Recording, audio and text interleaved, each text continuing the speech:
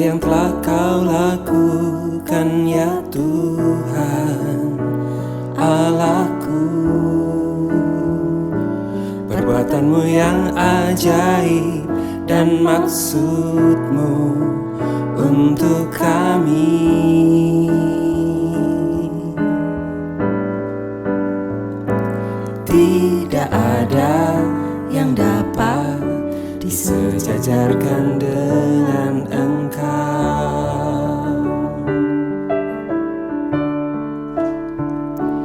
Aku mau memberitakan dan mengatakannya, Aku mau memberitakan dan mengatakannya, tetapi terlalu besar jumlahnya untuk dihitung.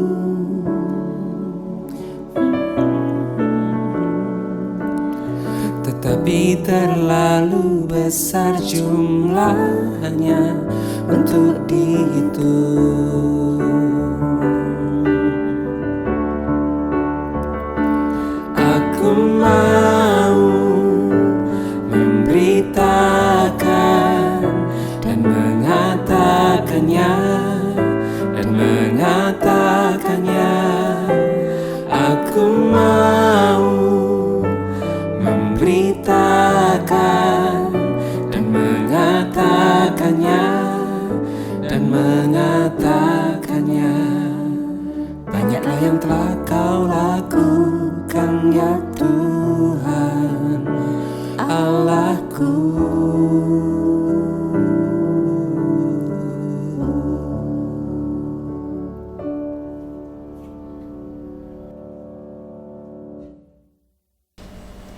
Shalom, Bapak, Ibu, Saudara-saudara yang dikasihi Tuhan. Saat ini kita akan bersama-sama masuk di dalam ibadah. Karena itu siapkan hati kita dan kita akan berdoa bersama-sama. Mari kita berdoa. Bapa di surga, di dalam nama Tuhan Yesus kami datang kepadamu.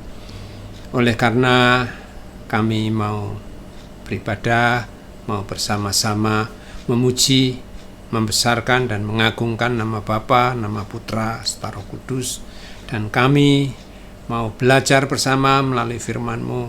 Tuhan, kiranya Engkau memberkati sepanjang ibadah kami, supaya apa yang kami terima dapat bermanfaat bagi pertumbuhan iman kami. Kami mohon berkat-Mu sepanjang ibadah ini, Tuhan yang memberkati dan Tuhan yang menyertai. Di dalam nama Tuhan Yesus kami berdoa. Amin.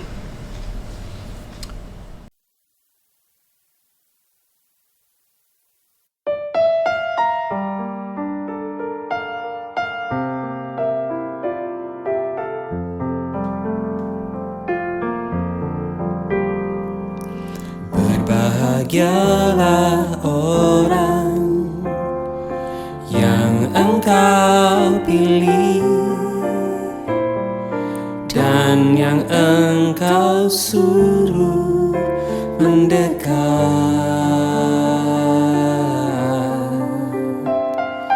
Berbahagialah orang yang Engkau pilih dan yang Engkau suruh mendekat untuk diam di pelataran-Mu. Kiranya kami menjadi kenyang dengan segala yang baik di rumah-Mu, di bait-Mu yang kudus. Kiranya kami menjadi kenyang dengan segala yang baik di di rumahmu, di bait-Mu yang kudus. Kiranya kami menjadi kenyang dengan segala yang baik di rumahmu, di bait-Mu yang kudus. Kiranya kami menjadi kenyang dengan segala yang baik di rumahmu, di bait-Mu yang kudus. Di rumahmu, di bait-Mu yang kudus. Di rumahmu, di bait-Mu yang kudus.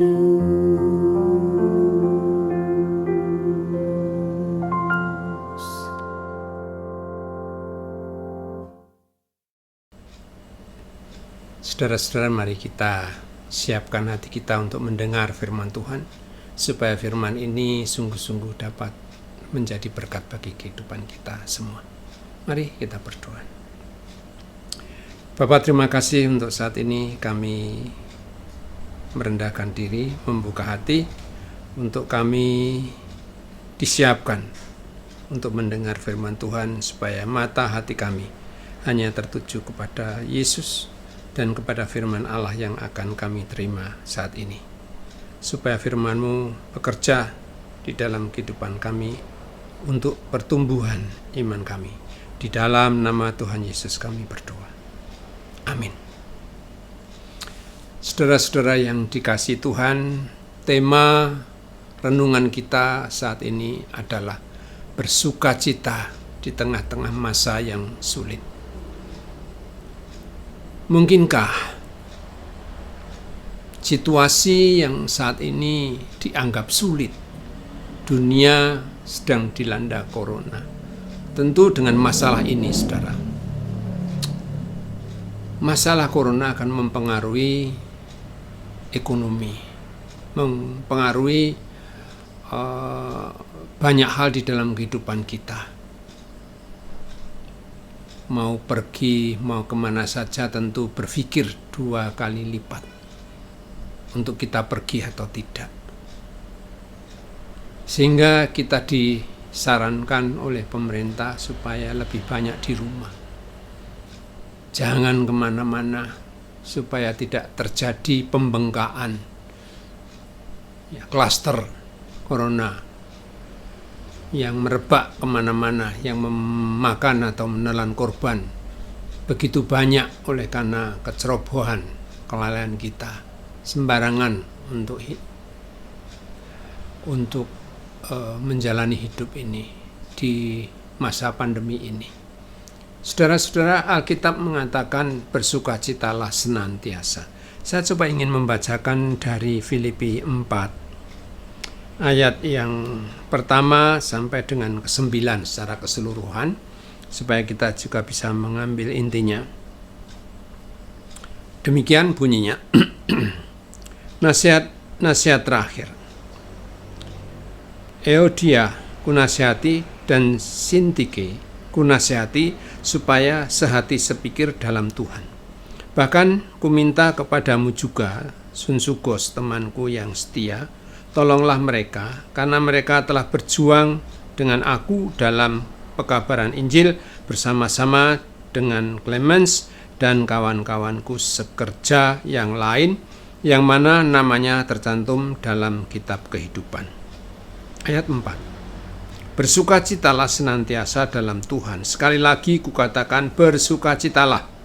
Hendaklah kebaikan hatimu diketahui semua orang, Tuhan sudah dekat. Janganlah hendaknya kamu khawatir tentang apapun juga, tetapi nyatakanlah dalam segala hal keinginanmu kepada Allah dalam doa dan permohonan dengan ucapan syukur. Damai sejahtera Allah yang melampaui segala akal akan memelihara hati dan pikiranmu dalam Kristus Yesus. Jadi akhirnya saudara-saudara, semua yang benar, semua yang mulia, semua yang adil, semua yang suci, semua yang manis, semua yang sedap didengar, semua yang disebut kebajikan dan patut dipuji, pikirkanlah semuanya itu. Dan apa yang telah kamu pelajari, dan apa yang telah kamu terima, dan apa yang telah kamu dengar, dan apa yang telah kamu lihat padaku, lakukanlah itu, maka Allah sumber damai sejahtera akan menyertai kamu. Demikianlah pembacaan firman Tuhan, dan berbahagialah setiap saudara yang mendengar dan menyimpannya serta melakukannya dalam hidup sehari-hari. Saudara, kembali tema renungan kita adalah bersukacita di masa sulit. Apakah bisa kira-kira sukacita, kesulitan, sukacita? Ya, biasanya kalau sulit ya susah untuk bersukacita. Tetapi Alkitab, khususnya Rasul Paulus, mengajarkan kepada jemaat di Filipi, bersukacitalah senantiasa di dalam Tuhan. Senantiasa itu artinya tidak membatasi situasi dan keadaan. Jadi Paulus ini mencoba mengalihkan pikiran-pikiran yang tidak sukacita supaya menjadi sukacita. Karena diperintahkan bersukacitalah senantiasa, terus-menerus, konsisten. Tentu ini manusia hidup ini tidak konsisten. Ada suka, ada duka. Tetapi enggak tahu apa yang dipikirkan Paulus. Dia hanya berkata, bersukacitalah senantiasa di dalam Tuhan. Paulus di penjara. Paulus mengalami kesusahan, penderitaan. Tetapi saya yakin bahwa di dalam hati yang paling dalam ada sukacita besar. Karena dia katakan bahwa penderitaannya itu karena Injil. Bukan karena kejahatannya, bukan karena hal lain. Tapi karena Injil, kebanggaan Rasul Paulus di penjara karena memberitakan Injil. Saudara-saudaraku, tentunya kalau Rasul Paulus seperti itu, menderita pun bisa bersukacita karena Kristus. Kita ini anak-anak Tuhan. Tidak harus menderita seperti Paulus. Tetapi sukacitanya ini harus dimengerti nasihat Rasul Paulus. Karena sukacita ini adalah obat yang manjur buat kita.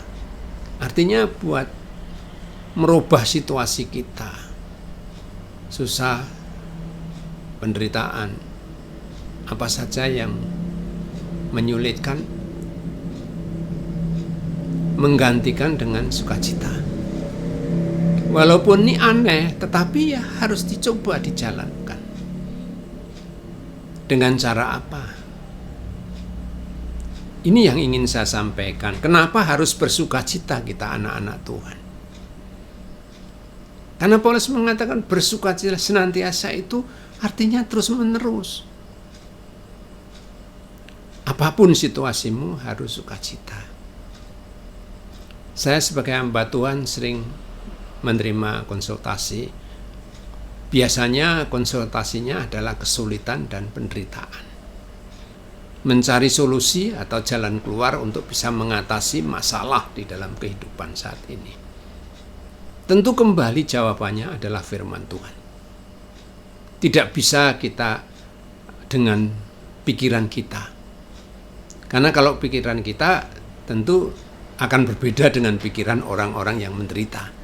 Ya tentu bisa dimasalahkan, bisa dikonter atau ya itu Pak Pendeta nggak ngalami gitu. Tapi kalau firman Tuhan apa yang mau dikatakan? Semua persoalan hidup ini terjawab oleh firman Tuhan.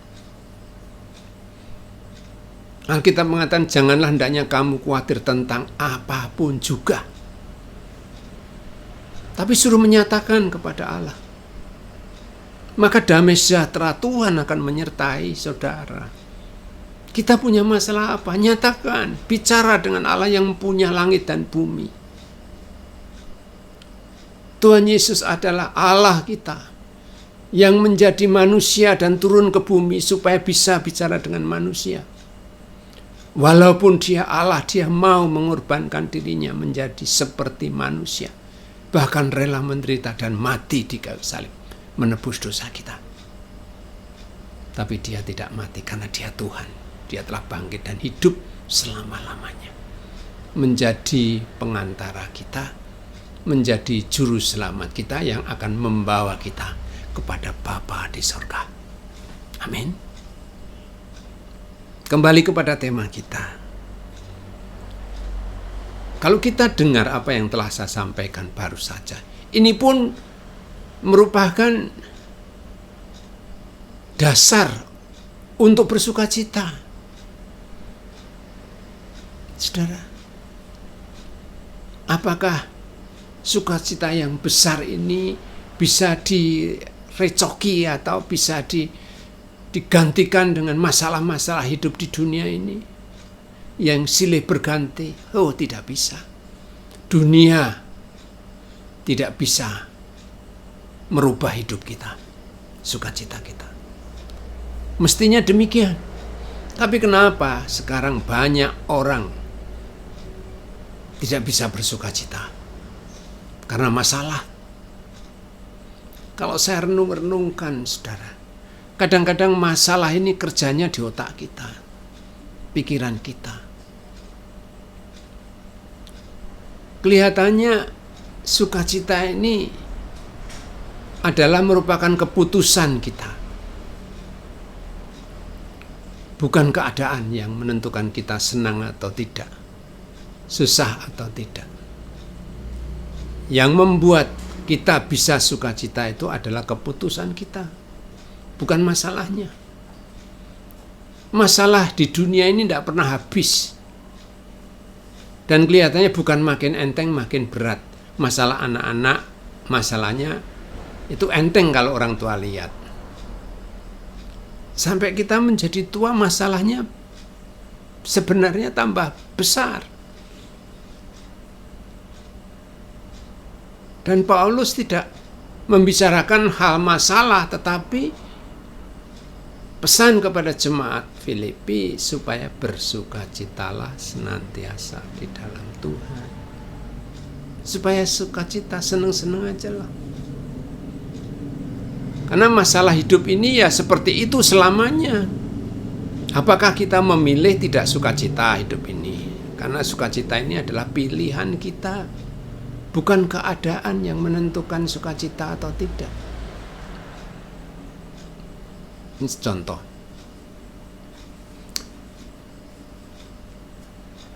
Biasanya kita mendapat berkat dari Tuhan 100, tapi suatu saat hanya dapat 50. Nah, mau tetap sukacita, bersyukur karena masih ada 50, atau komplain sama Tuhan, gimana ini kok cuma 50, biasanya 100. Ya.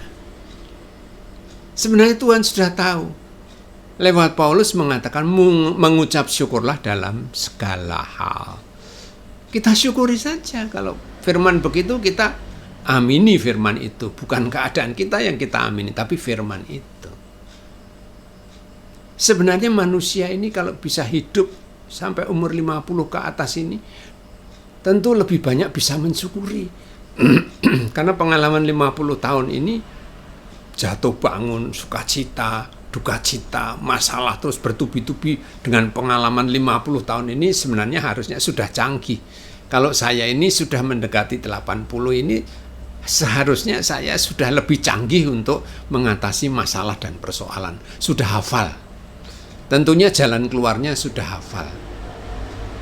Masa mau kesasar berulang-ulang dengan melewati jalan yang sama, ya?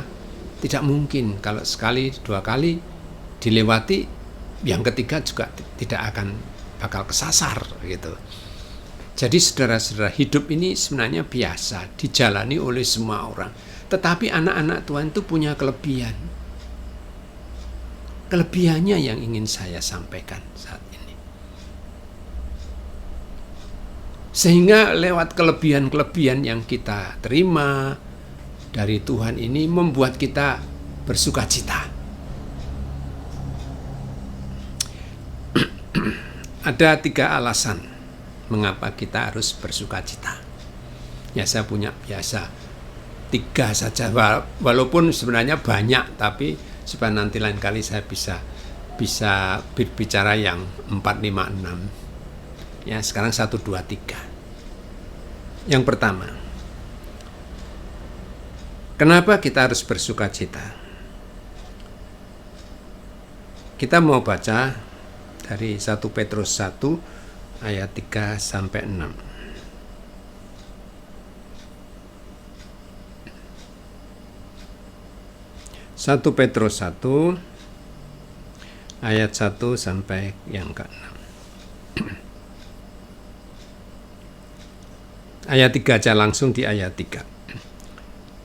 Pengharapan iman dan kasih.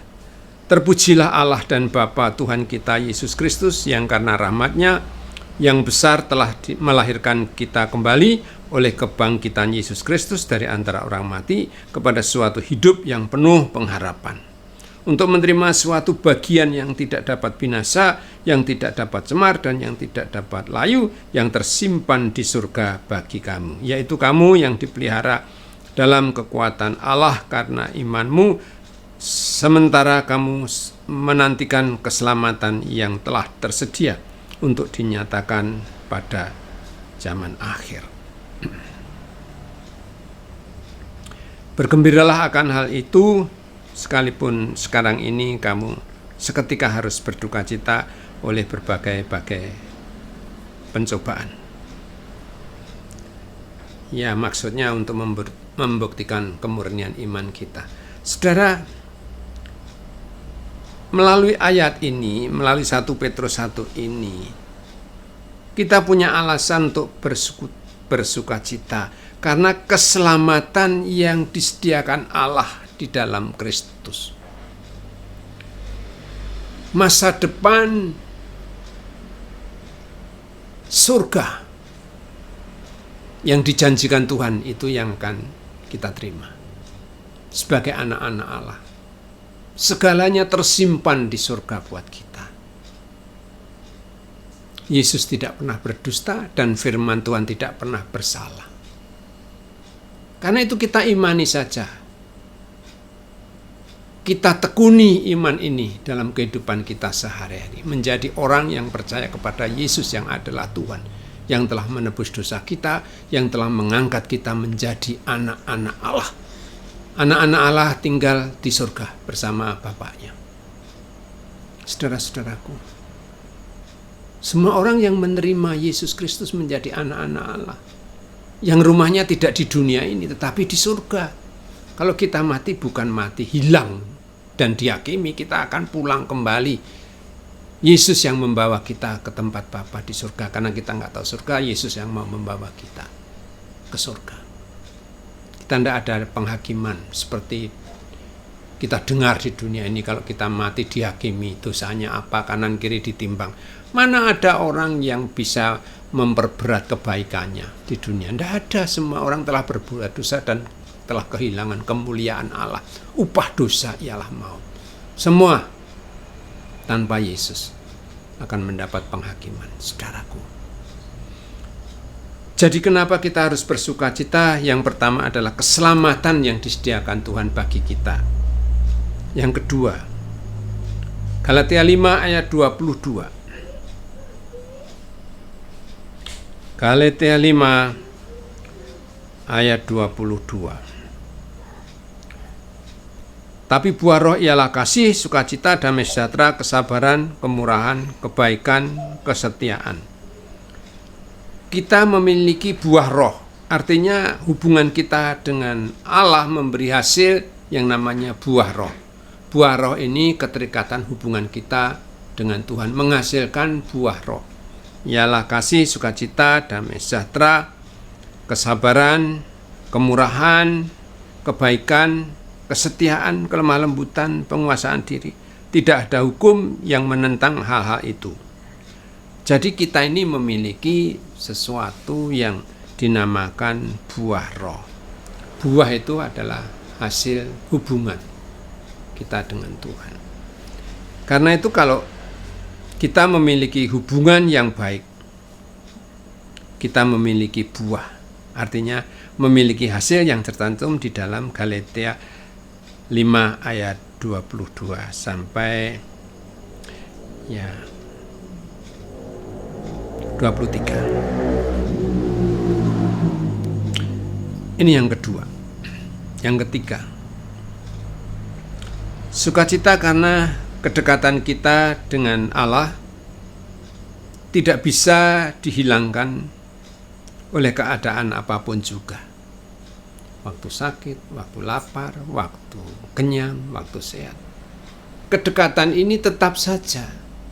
Yesus berfirman, "Aku menyertai kamu senantiasa. Aku sekali-kali tidak akan pernah meninggalkan kamu." Jadi keadaan kita apapun juga Tuhan tidak pernah meninggalkan kita. Yang sering terjadi di dunia ini adalah kita yang sering meninggalkan Tuhan. Saudaraku, betul.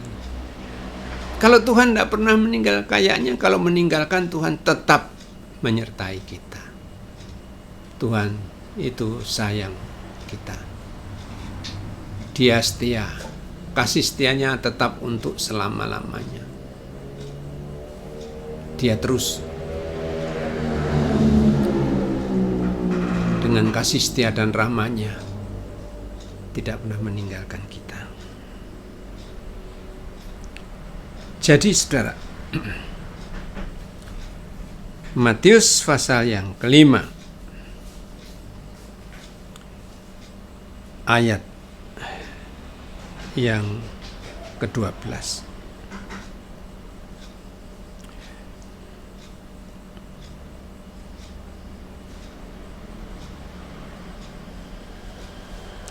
Bersukacita dan bergembiralah karena upahmu besar di surga.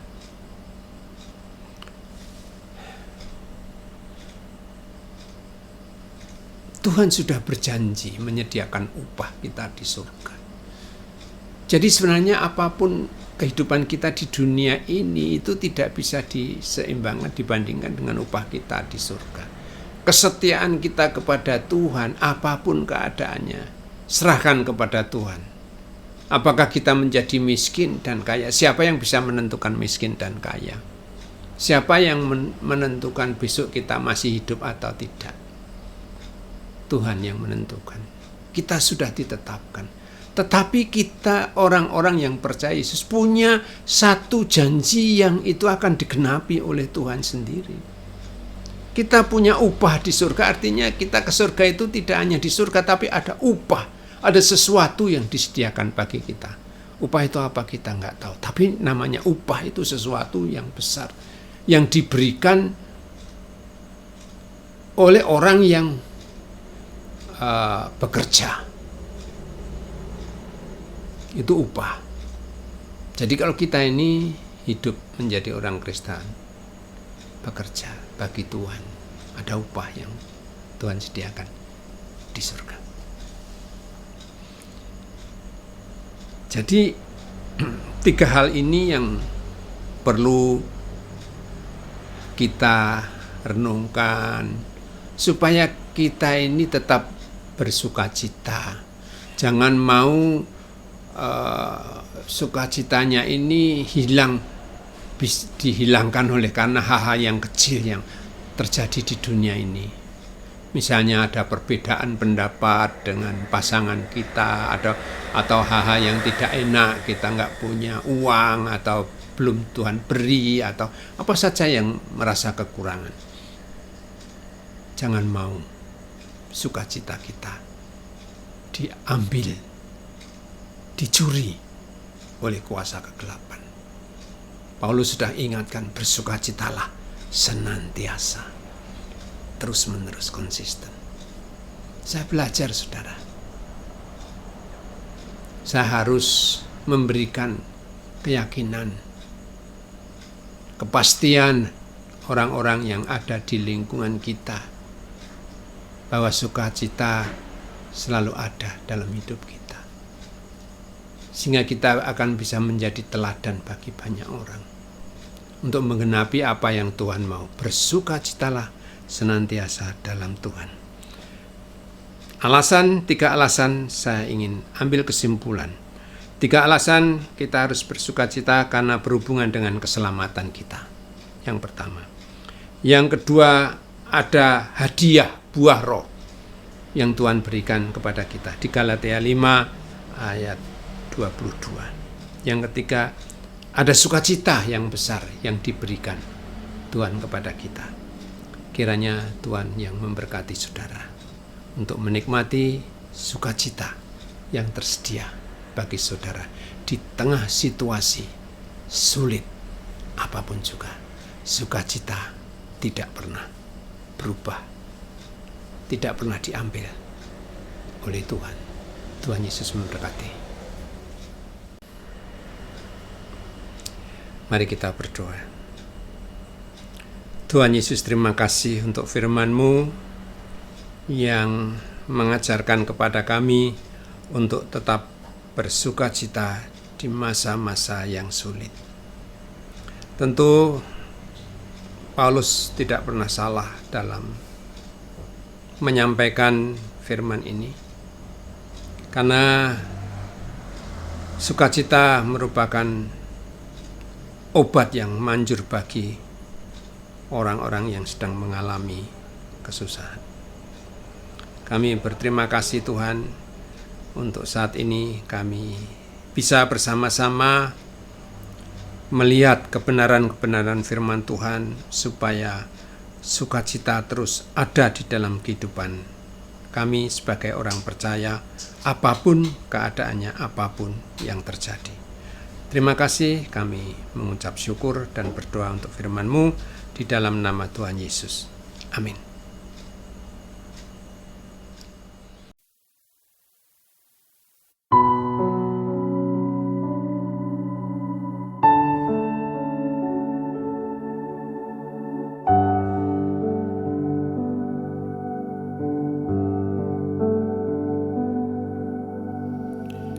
Tetapi sesungguhnya penyakit kita lah yang ditanggungnya,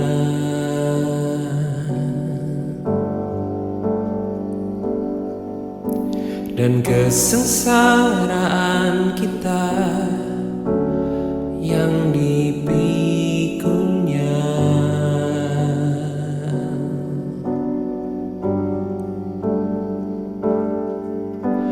Padahal kita mengira dia kena tulah, dipukul dan ditindas Allah. Tetapi dia tertikam oleh karena pemberontakan kita.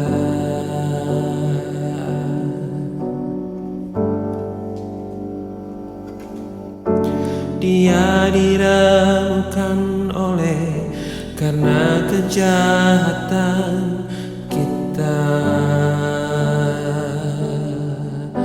Ganjaran yang mendatangkan keselamatan bagi kita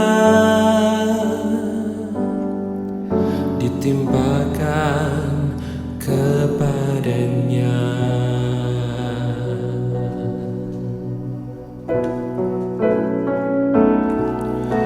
Dan oleh bilur-bilurnya kita menjadi sembuh.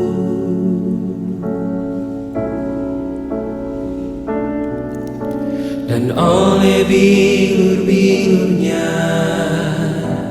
kita menjadi sembuh.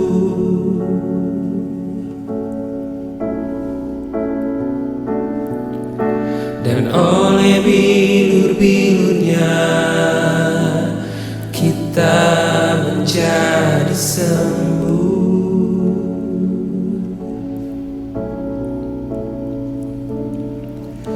Dan oleh bilur-bilurnya kita menjadi sembuh.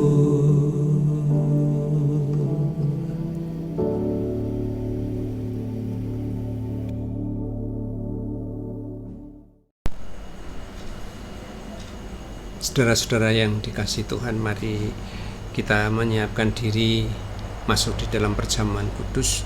Tetapi saya ingin membacakan lebih dulu penetapan perjamuan kudus saat ini.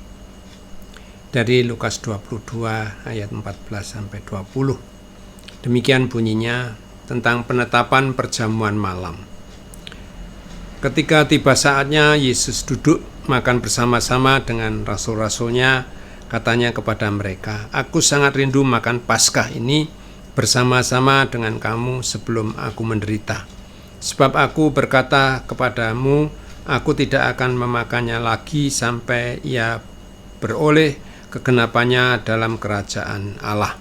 Kemudian ia mengambil sebuah cawan, mengucap syukur, lalu berkata, "Ambillah ini dan bagikanlah di antara kamu. Sebab aku berkata kepada kamu, mulai dari sekarang ini aku tidak akan minum lagi hasil pokok anggur sampai kerajaan Allah telah datang."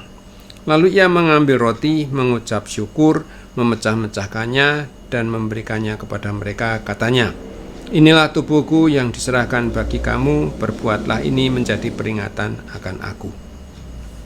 Demikian juga dibuatnya dengan cawan sesudah makan. Ia berkata, "Cawan ini adalah perjanjian baru oleh darahku yang ditumpahkan bagi kamu."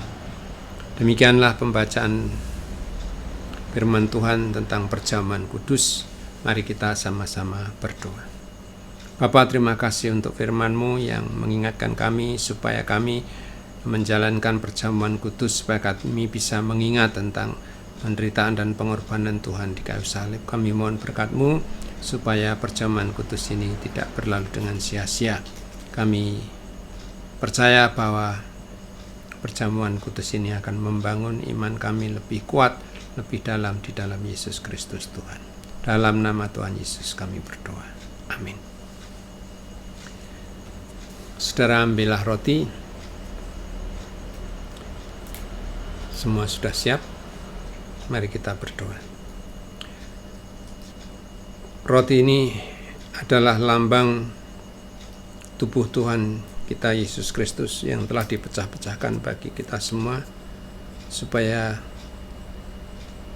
Dia melalui perjamuan kudus ini membawa kita kepada Allah dan memiliki hidup yang kekal.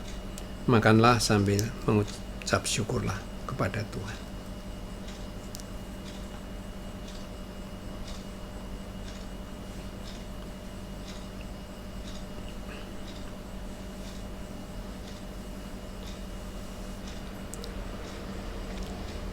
Ambillah anggur. Anggur ini adalah lambang darah Tuhan Yesus Kristus yang telah dicurahkan bagi kita semua, supaya kita memiliki hidup yang kekal di dalam Yesus Kristus Tuhan. Mari kita minum bersama-sama sambil mengucap syukur pada Tuhan.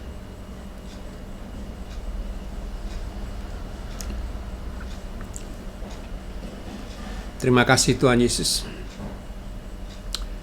Kami sudah menjalankan perjamuan kudus sebagai peringatan akan pengorbanan Tuhan, sebagai tubuh dan darah Tuhan yang telah dikorbankan bagi kehidupan kami, supaya kehidupan kami memiliki hidup yang kekal di surga. Terima kasih, kami sungguh bersyukur karena Tuhan sudah rela menebus dosa kami melalui pengorbanan tubuh dan darah Tuhan yang dicurahkan sampai mati di kayu salib. Kami bersyukur karena Tuhan Yesus bangkit pada hari ketiga dan hidup dan menyertai kami senantiasa sampai kepada akhir zaman. Terpujilah nama-Mu Bapa kekal selama-lamanya. Kami mengucap syukur dan berdoa di dalam nama Tuhan Yesus. Amin. Tuhan Yesus memberkati.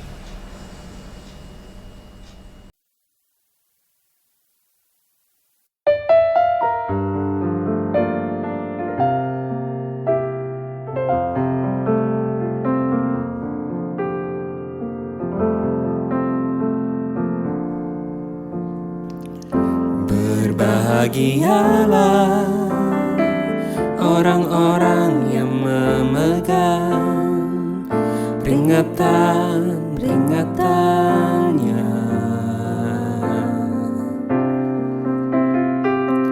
Berbahagialah orang-orang yang memegang peringatan-peringatannya, yang mencari Dia dengan segenap hati, yang juga tidak melakukan kejahatan, tetapi yang hidup menurut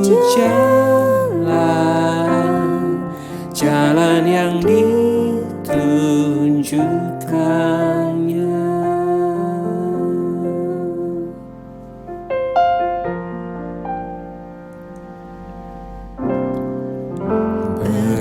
Berbahagialah orang-orang yang memegang peringatan-peringatannya.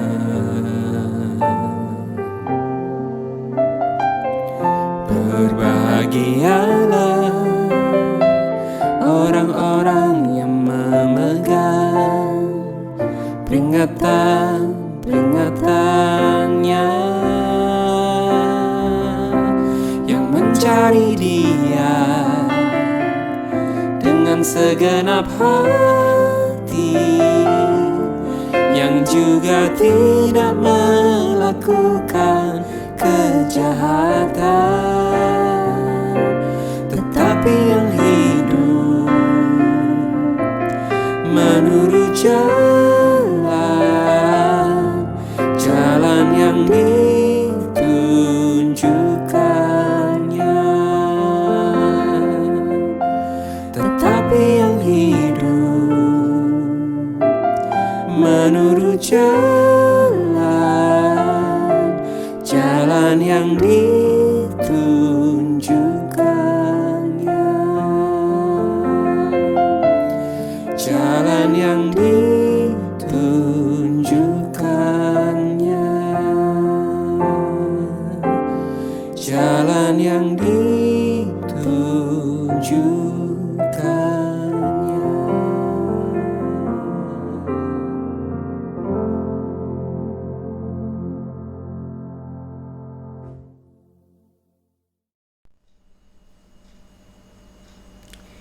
Saudara, terimalah berkat dari Tuhan. Kasih karunia, anugerah, serta berkat dari Tuhan Yesus Kristus akan menyertai saudara. Dan percayalah bahwa Yesus yang adalah Tuhan setia. Dia tidak akan pernah meninggalkan saudara dan akan menyertai saudara sekarang, besok, bahkan sampai selama-lamanya. Amin. Tuhan Yesus memberkati saudara semua.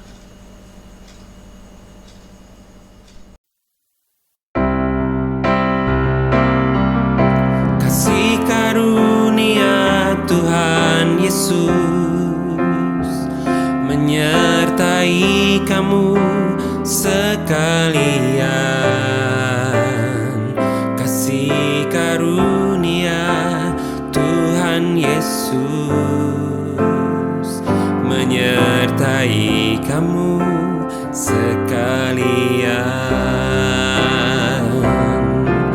Kasih karunia Tuhan Yesus menyertai kamu sekalian. Kasih karunia Tuhan Yesus menyertai kamu sekalian. Damai sejahtera Allah yang melampaui segala akal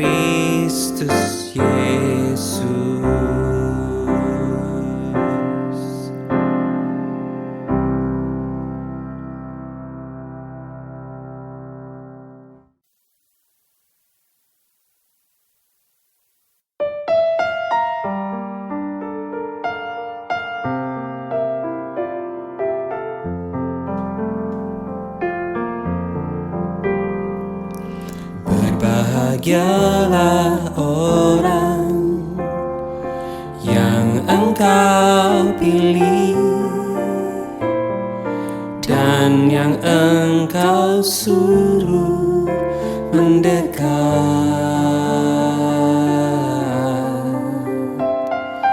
Berbahagialah orang yang Engkau pilih